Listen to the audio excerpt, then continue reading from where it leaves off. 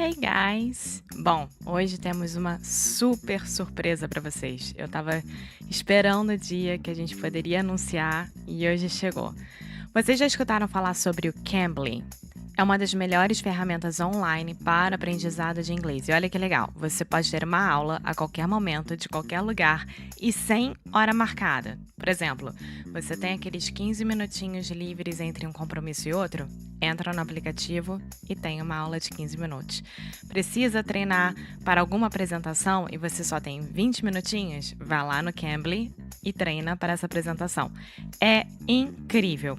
É só entrar online e ter uma aula. Você pode escolher um professor de qualquer região, com o sotaque que quiser, e também pode procurar por especialidade. Gente, sério, se eu tivesse descoberto o Cambly há muito tempo atrás, eu não gostaria de ter outra coisa. É incrível.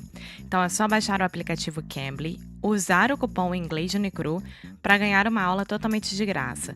Você não precisa colocar cartão de crédito, você não precisa comprar uma aula para ganhar outra. É simplesmente isso: baixar o aplicativo, colocar o cupom Inglês no Cru e preparar-se para uma super aula. Claro que você também pode visitar o www.cambly.com e ter uma aula ainda hoje com o nativo, mas tem que se lembrar de colocar o cupom Inglês no Cru para ter a sua aula de graça. Eu disse para vocês que ia ser uma super surpresa, né? Então vai lá, vocês vão amar, assim como eu amei. Now, on with the show.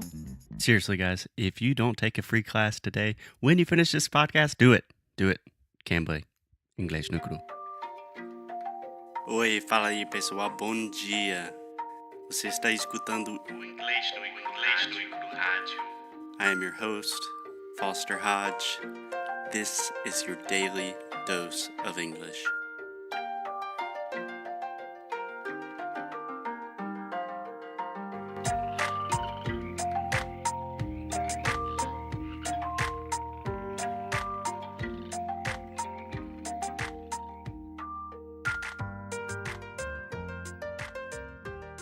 Hello, hello. Hey, guys, and welcome to Inglês no Cru Rádio. Alexa, just set the scene. Where are we? What are we doing?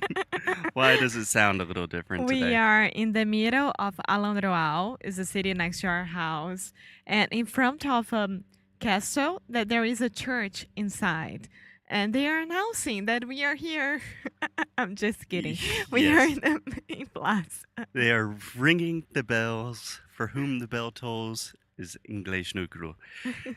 Do you know what For Whom the Bell Tolls is? No. It's a very famous book by Ernest Hemingway. Ah, But anyway, there will be a lot of background noise today because we don't have a place to record. we can't record in our house, so we are in the middle of a city, and a lot of old Portuguese people are giving us funny looks. Yes, but I think it'll be fine. There is some workers next to us, but There I'm s- are some workers. There are, sorry. But I'm sorry, guys. This is the only place that we can record right now. Yeah, and I have a really bad cold, so the sound quality is gonna be shit. But let's do it. Let's do it. So today, Alexia, I wanted to talk about a question that we received on Instagram.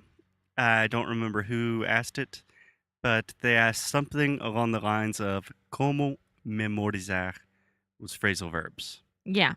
So, do you have any first opinions? Do you have answers? Do you also have that question?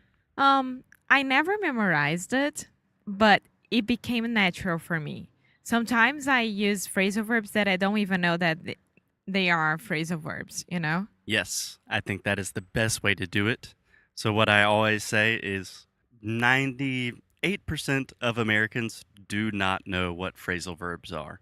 We don't learn that in school, they don't teach that to us. Yeah. And I do think that we Brazilians, we have a lot of pressure when it comes to phrasal verbs that we had to know it because people use it a lot. Yes, that's true. But they don't know that it's a phrasal verb. Yeah, exactly. So, just a quick revision. What is a phrasal verb? Okay, so a phrasal verb is just a verb and a preposition Yeah. together.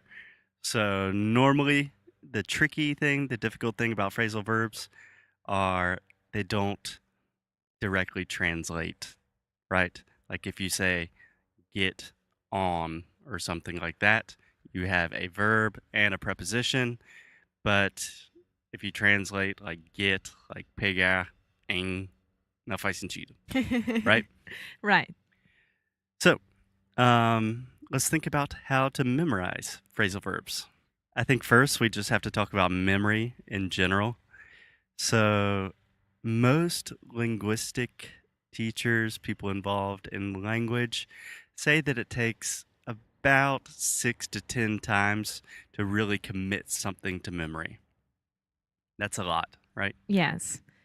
I think that for me, it's way more than this. I am horrible to memorize things. Yeah, I remember in business school, they called them touch points, where someone had to see your brand or your product 6 times before they really like recognized it and wanted to buy something from you.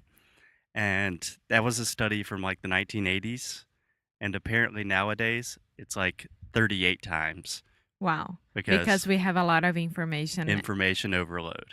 Yeah. So I think the same thing might happen with language. So, first of all, memory works in weird ways, right? Yeah. So, the first thing is I always like to put things in context.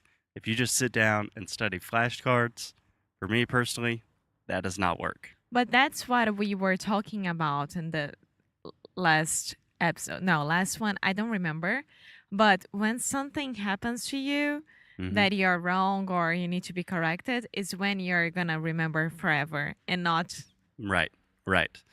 So, the more drastic a mistake is, or I don't know, the more serious a situation, anything like that, the easier it will be to memorize something, right? If I say something incredibly embarrassing in Portuguese, which happens all the time, I know I'm never going to forget that again, Yeah, that's true. right? So always put things into context. The second thing I want to mention is memory is really personal. Like some people like to study with flashcards, some people like to study when they're walking, like I do. I personally like to study when I'm walking and also in the morning and at night. And I do Yeah. think it's just good to wake up in the morning, study a little bit, and then at night, right before you go to sleep. Cool. Okay, so let's try some phrasal verbs in context. There are a lot of people looking at it. Yeah, there's so many old Portuguese people and a And little baby kids. laughing and pointing at us. It's really weird. Okay, Alexia, let me give you a phrasal verb, and I want you to think about some different contexts that you could use it in. So, to put up with someone or something. Do you know what that means? To put up with. No. You don't? No. Do I? I'm pretty sure you do. Let me give you an example. Okay. God, my boss is so annoying. I cannot put up with him anymore. I can. Eu não consigo aguentar. Exactly. So to put up with someone or something means to tolerate, to support, aguentar. Né? Yeah. So try to give me another example of something or someone you can't put up with. I can't put up with needles. Needles. Yeah. Like getting shots, Yeah. vaccines. Exactly. Yeah. Or bees. Bees. Yeah. Yeah. Yeah, you're not very good with bees. So you have so many contexts where you could use that situation. So just think about every time you're going to the doctor or you pass the doctor's office or your friend is talking about the doctor, you can say, I can't put up with needles. And you can think about that, commit it to memory in context. I can't put up with huge musical festivals as well. Yeah. Yeah. Claustrophobia. I'm the same way. I'm the same way. Cool. So just take as many things in context and then try to use them as often as possible, and it will commit to your memory much faster. Yeah. Next one. Next one, let's think about how about the word to the phrasal verb get back? Get back. Get back. So do you know what this one Get means? back. Isn't it a Beatles song? I don't know. I think so. Yeah, to get back, I'll get back to you when I have an answer. Yeah, so you can get back to someone or something that means to respond to someone later, Yeah. right? You don't have all of the information now. So try to give me an example of that. Foster, I need to get back to you about the answer of how to memorize phrasal verbs. Okay, No, it's completely wrong. I that need to doesn't make get back sense to because I you just told you about that. about this email. Yeah, or for example, you're trying to get your Portuguese citizenship, all of that sorted out. You can say the lawyer needs to get back to me about your NIFI, Yeah, right? yeah. So just try to think about those things in as many different contexts as possible. It's Alexia, does that cold. help? It's cold.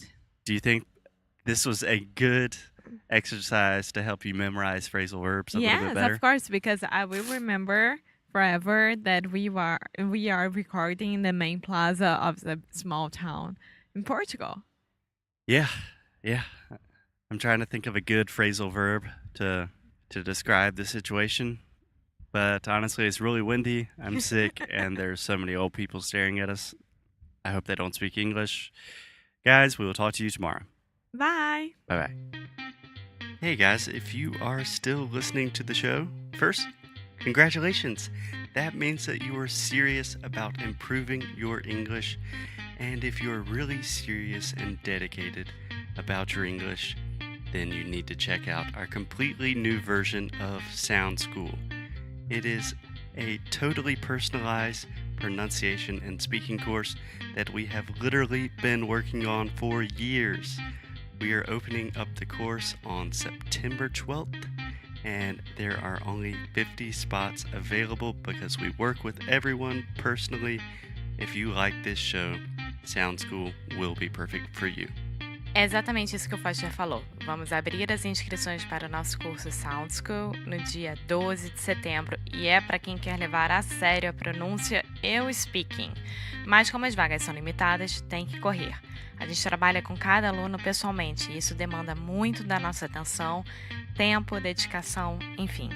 E é claro que a gente quer que vocês tenham a melhor experiência possível. É só entrar no nosso site www.inglesjanicru.com e se inscrever tanto para receber as novidades quanto para saber mais sobre o curso e não perder essa super chance de fazer parte da família Inglês Janicru. Espero te ver por lá. And as always, keep up the good fight and lose well.